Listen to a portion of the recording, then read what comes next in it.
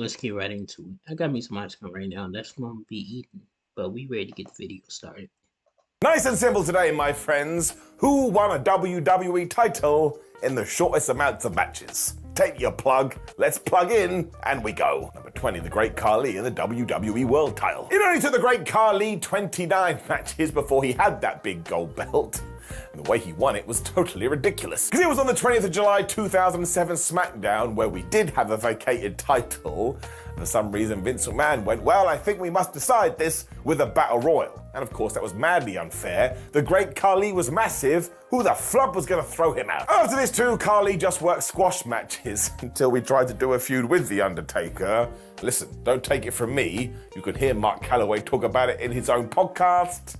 I don't think you would call these the best. Number 19, Brock Lesnar in the WWE title. And he did it in only 23 matches. I mean, do you remember that super push he got in 2002? It's flubbing ridiculous. I mean, Brock Lesnar totally killed the Hardy Boys when he first turned up. Then if you can believe it, 4 months later, he was main eventing SummerSlam when he defeated The Rock and he got that special whoopa-doopa belt. You also have to point out that Brock Lesnar was also undefeated on TV, like he lost a load of matches via disqualification against Rob Van Dam, but that always meant that RVD was left laying on the floor, basically dead. So I don't think you can use that against Brock. He was given the mega push out of the gates, and well, listen, still kind of going strong now. Number 18, Kurt Angle in the TNA World title. It only took 21 matches for Kurt to get to the top of TNA, but this was the right decision. When he did debut, nobody could believe this. It was a proper, well, how the hell did that happen? And if you weren't going to make him your top guy, the hell were you playing at? His debut was on the 16th of November 2006 Impact, and yes, by 2007 Sacrifice pay-per-view, he was already in the main event, where he walked away with the championship. He also beat Sting and Christian Cage in a three-way here, so there was no going back. Listen, many people say that Kurt Angle's run in TNA was better than his WWE stuff. There's a debate to be had. Number 17, Sheamus in the WWE title. So another guy that only took 21 matches, and I remember this, because from nowhere, the Irishman was put against John Cena, and he walked away with that belt, and everybody freaked out. Now this was a TLC 2009, and remember, John Cena didn't actually lose here. He just fell through a table. And look, that was basically fine. It was basically okay, but I still think we did Sheamus dirty here. We didn't get behind him properly. Given that Sheamus was on ECW though, he only had 5 matches on Raw before he took on Big Match John. I think that's bloody terrific. Number 16, CM Punk and the AEW World title. So let's not get into all of the madness, but as we all know, CM Punk's first match did happen in September 2021 when we got to the All Out pay-per-view when he took on Darby Allin. Jump forward to Double or Nothing 2022 and he was toppling Hangman Adam Page to win that there championship. And yes, everything else just went crazy. I don't want to talk about it, but he did do this in 20 matches. But once again, if AEW hadn't have tried this, they would have been totally crazy. Let's just move on. Number 15, Goldberg and the WWE title. Now actually, this was a total mess, because by the time that WWE had finally belted up Goldberg, they had totally ruined his character on television. I mean, why do you think he went away for 13 years? Still, it only took him 15 matches from when he did debut at Backlash 2003 to take out The Rock when we finally got a few months down the line and he faced Triple H to win that big old gold belt. But then he lost it, like 2 months later. I don't want to talk about this ever again. WWE did everything they could to sabotage Bill. Surprise, surprise, it worked. 14, Vince McMahon and the WWF title. So this one kind of has a bunch of asterisks next to it, but at the end of the day, if we do count Vince McMahon's matches until he did crown himself the champion, it only clocks in at 14. Now technically his first match came in April 1999 where he had that faux fight against Steve Austin when Austin had one hand tied behind his back. Now that ended in a no contest, but we still got the ding ding ding. Jump forward to the 16th of September 1999 SmackDown though, and once again via shenanigans, Vince McMahon defeated Triple H for the WWE title. Don't know why I'm laughing.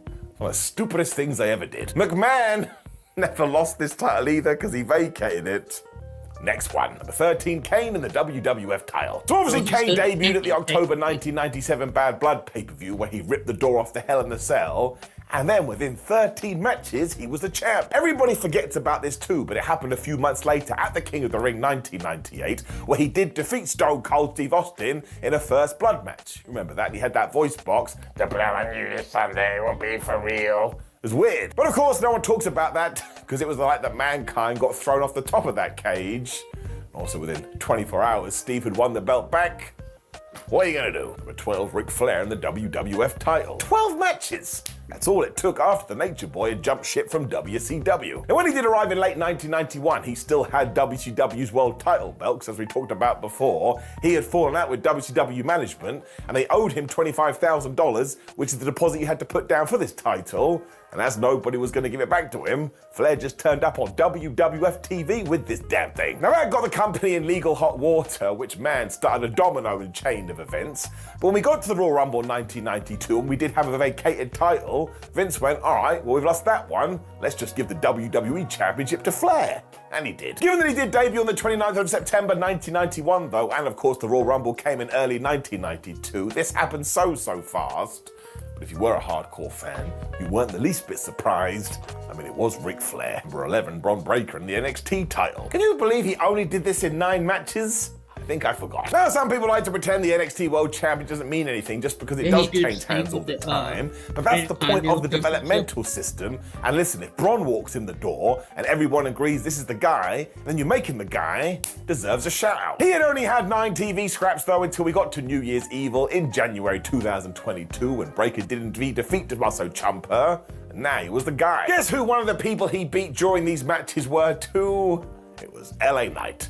So there you go. Number 10, Vince Russo and the WCW title. 8 matches. 8 matches before we killed WCW for good. Now, despite saying that he would never appear on WCW TV, Vince Russo made him a mainstay of Nitro. And in September 2000, where he was taking on Booker T in a cage match, he got thrown out of the cage, but given the rules, he did hit the floor.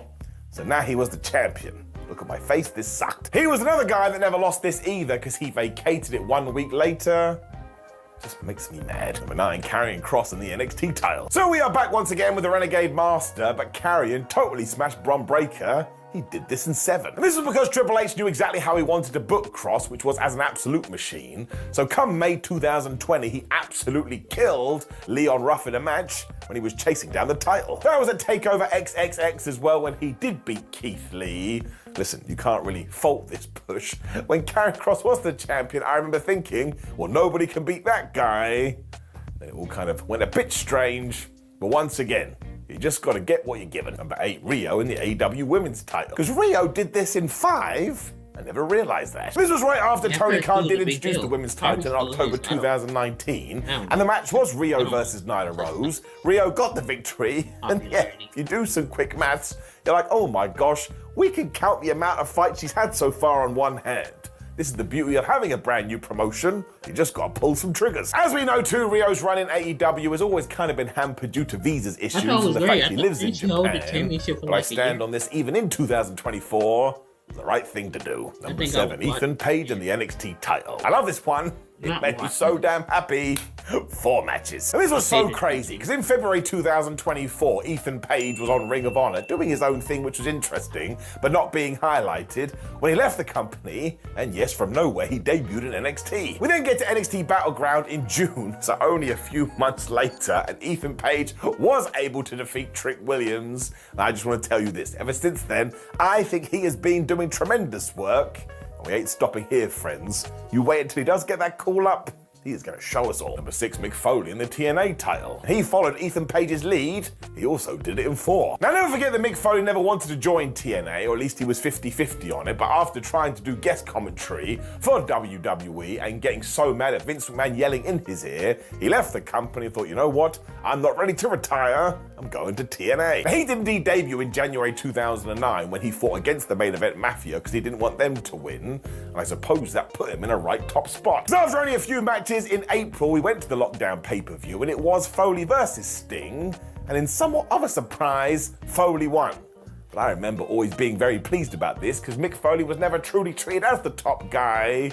And he had all the tools to do so. Number 5, Ronda Rousey in the WWE Women's title. So that's another one. Ronda clocks in at 4. She won this at SummerSlam 2018, and yes, she'd only worked a handful of matches before this, and that's because we were treating Ronda Rousey as a special attraction, but as she told you, her best match was always her debut at WrestleMania 34, because there WWE let her practice and train and rehearse all this. Whereas for the rest of them, she was kind of thrown out there before she was ready. Cargill. What are you going to do? You might have I to put said her it again. up there. Call the Ghostbusters. Number 4, David Arquette and the WCW title. He did this in 2 matches. Now, I want to make it very clear. The Vince Russo one was worse than this, and also David Arquette has always been so polite about this occasion. The dude sounds like he respects wrestling very much. His first match did come in April 2000 on Nitro, though, where he had a celebrity fight against Eric Bischoff, and nobody cared about this. In fact, if anything else, it was just a bit of fun. 24 hours later, though, when WCW was doing their Thunder taping and a tag match, somebody had the idea to make David Arquette the world champion. And I know, you're not going, wait a minute, he became champion during a tag match? Yes, he did. So next time people go, why did WCW die? This is probably like Exhibit D, but it still counts. Number 3, Pentagon Jr. and the TNA title. Because good old Penta did it in one. Now it was called the Impact World Championship at the time, but you know what I'm talking about. But Penta walked into the promotion. He was put in a match with Brother Phoenix and Austin Aries. When he did leave, he had gold. Now technically it wasn't an official debut because Impact and Lucha Underground had a joint show a month before this, but nobody cares about that. By the time we did get to the Redemption show, I'm not sure anybody had picked Penta. We were all totally wrong. 48 hours later, he did lose the belt back to Austin Aries, but that was for a tape show, but still. This was very much done, I think, to kind of pop the internet, as they say. I suppose it worked. We're still talking about it today. Number 2, Gail Kim and the WWE Women's Championship. Now, Gail Kim was not booked right by the WWE. If you go listen to some of her stories, you should rightfully be appalled. We did have a battle royal in June 2003, though, to crown a brand new women's champion, which Gail Kim did win. But again, if you want to go on Cage Match and see what she's doing before this, she had a bunch of fights on house shows, but you can't call them fights because they were essentially like bra and panties matches. It's embarrassing. She only held this belt for about a month before she dropped it to Molly Holly, but listen to the names I'm talking about right now. If they were in current WWE, I tell you this, they would be having banger after banger after banger. Number 1, the Giant and the WCW title. So you knew that WCW was going to push the future Big Show hard. So when he came in as the Giant, everyone was like, yeah, these guys related to Andre the Giant. That was the story too when he arrived in 1995, because he was like, listen to me, Hulk Hogan, I am going to get revenge for Andre. Fair play to him, he lived up to his word. Because at Halloween Havoc, he actually beat the Hulkster, and I can't even believe this today, and I'm talking in 2024. It was shenanigans, because that sums up World Championship Wrestling, because Jimmy Hart had decided the belt could change hands in a DQ, but look, at least for the first year, it actually felt like we were going to do huge things with Paul White. Victor had never held a world championship. Petered out, but still, if you debut and win the World Championship in your first match, you can't really say better than that. Now you probably don't know any. Yo, my boy got a great career. They keep talking about that Netflix documentary.